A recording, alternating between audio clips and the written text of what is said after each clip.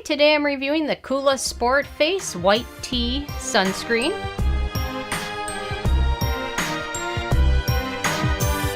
And really quick, I just want to say I purchase all these products with my own money, so you know you can trust my opinion is what I honestly believe. So welcome back to Sunscreen Week of 2018, and I'm reviewing all of the sunscreens I currently own, which is quite a few of them. And the Coola brand, I've got several. I've got most of their sunscreens, so I'm reviewing all of those. And their white tea sunscreen is one of theirs that I own. And this one is a chemical sunscreen, and it's more geared towards people that are out and about or swimming. So it's water resistant for up to 80 minutes, but be sure to reapply as needed or when you towel off. So anyway, so if you're doing a lot of sports and things like that, or just need a little bit of a higher SPF, this is a good option for that with an SPF 50, which I like to go a little bit above and beyond the recommended 30. So I'm going to let you guys know my thoughts based on my Sarah score scale.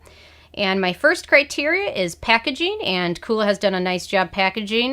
These are both, I think, travel sizes, but the full size is also in a tube. Coola does a great job with their packaging. All their products are packaged in tubes or spray bottles or pump bottles, so they protect everything from the antioxidants. So they do a good job with that, and I gave them a thumb up for that. I love tube packaging. It makes it easy to carry with you as well, as opposed to like a dropper bottle or a jar or anything like that. So my second criteria is alcohol, and there is no denatured alcohol in this product. However, the one thing I do want to note is in the U.S., because a sunscreen is considered technically an over-the-counter drug, they don't necessarily have to list the ingredients in order that they are in the product. So normally you would see like water and then like this gel or this lotion, or normally you would see it in the order of the amount that the product is. So water is normally the most that the product has in it, so it's normally water's first. Because it's a sunscreen, they don't have to list them. They can list them alphabetically.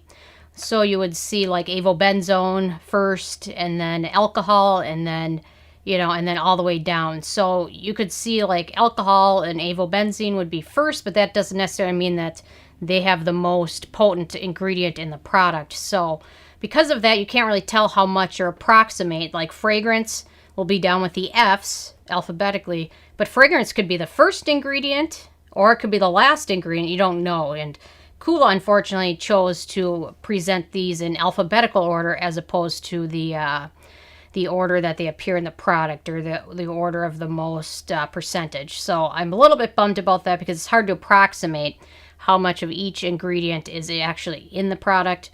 So I wish they would list these in order of percentage in the product, but they didn't. So it makes it a little bit harder to approximate percentage and antioxidants because of that. So it's a little bit of a bummer. I wish they wouldn't have chosen to do that, but anyway, that's what they've done. So there's not much else I can do about that. So on to number 3, which is fragrance, and this has a very floral scent to it, very floral.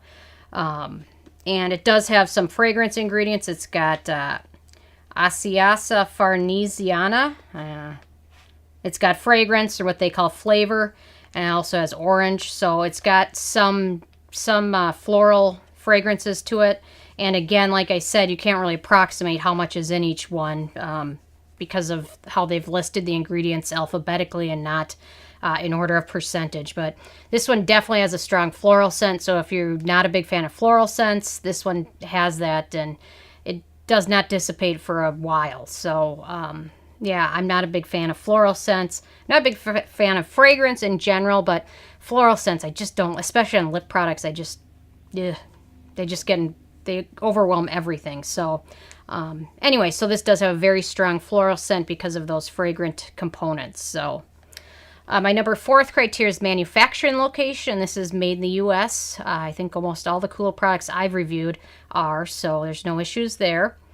My number 5 criteria is ease of use, and this is very easy to use. It applies nice, smoothly. It is somewhat hydrating, so it's good if you have drier skin. And as you can see, it definitely leaves your skin feeling nice and soft. If you have very oily skin, you might not like this because it does have a little bit more emollients in it. And then it does have the chemical sunscreen, so there's no white cast that you have to worry about.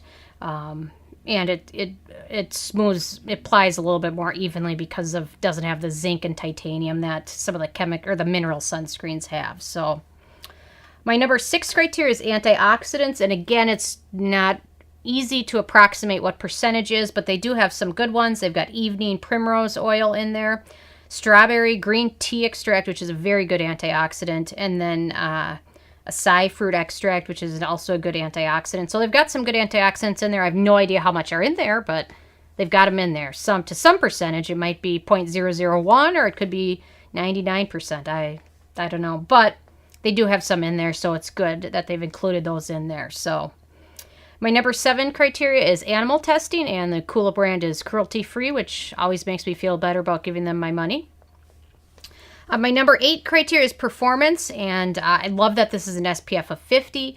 I love that it's water resistant. I don't think they call things waterproof anymore. Everywhere I looked, it was water resistant. I don't think they want people to think it's waterproof, and you can go for 15 hours and never reapply it. So they call it water resistant for up to 80 minutes. However, my one thought is if you have very sensitive skin, you're definitely going to want to pass on this because of some of those fragrant components in there. If you have very sensitive skin. And then sometimes the chemical sunscreens can irritate sensitive skin. And then when you put fragrance with the chemical components of SPF or sun protection, sometimes they can play off each other, make your skin even more sensitive. So, or try and get a trial size if you can.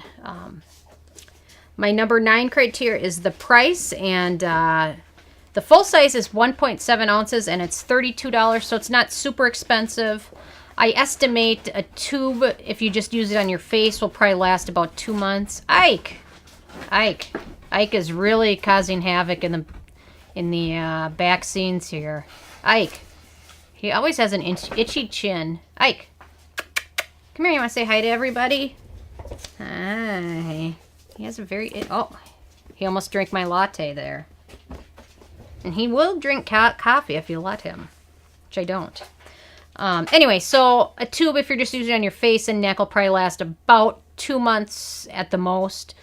But it's not super expensive. It's definitely more pricey, but there's a lot more expensive sunscreens out there. So, and then my number 10 criteria is the it factor. And I didn't give this the thumb up for that criteria. I think Coola offers some better sunscreen options than this one. And I like some of their sunscreens that have a little bit of a matte tint to them and kind of do some blurring.